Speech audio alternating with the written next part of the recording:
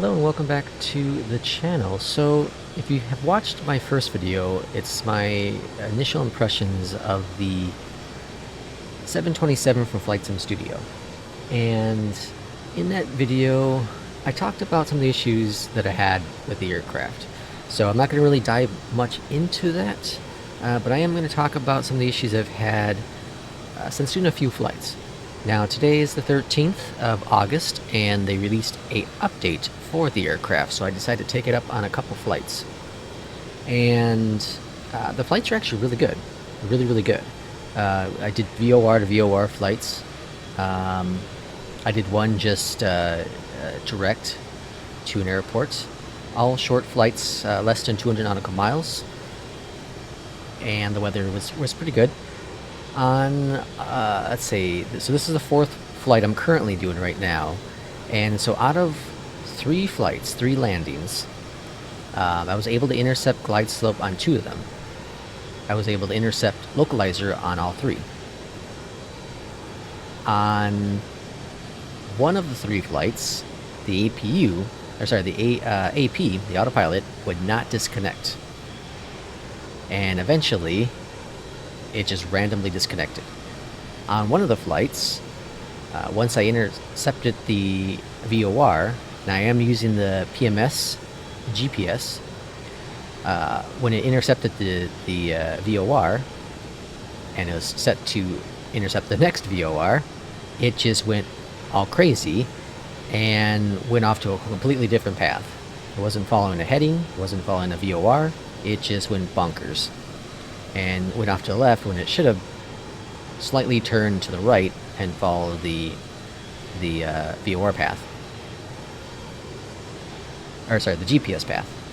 Because of the visual appeal, because of the audio, because of the really cool, I'm jumping to cockpit here, this really cool flow system for the flight crew, the crew manager. Because of this really neat idea. I like the way this is. Like this, it's like paper, right? But it's not. It's digital, of course.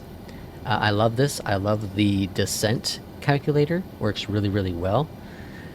Because of those kind of features, I feel it is a purchase if you're interested in this type of aircraft. It's a gauge aircraft, but it has a lot of automation thanks to simulation technology, right? It's not in the real aircraft by any means, but because of it's a simulator, it has some nice cool features and really unique features that they created. Once you really get the handle of how the takeoff is, how the landing is, it's a really fun hand control an aircraft on departure, on arrivals, no doubt. If a few of those little bugs can get worked on, I think it would definitely be a purchase for anyone interested in this old school aircraft. So I'm having a lot of fun right now, a lot of fun. If that AP issue can get resolved, it's a weird issue. I've looked through their Discord, and a couple other people have had it as well. The VOR weird thing going on that wasn't fully, I guess, patched in this current patch. But I know they're working on stuff like that, so those things can get worked out. I think it definitely would be 100% a buy for anyone.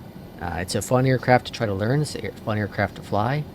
Great audio, great visuals, and I'm having a blast. I'm having a blast with it so far. So I am going to push up my thoughts on it a little bit. Right now, if you're interested in the 727, it's worth a buy. If you're not really into the gauge aircrafts, I'd say hold off right now. Hold off right now. Let them get a couple of those bugs fixed up, and then when you're ready to jump into it, I think it's going to be a great plane. So thanks for watching this video. Give me some comments down below what your thoughts are, if you've seen some improvements with the last update, and we'll see you in the next video. Take care.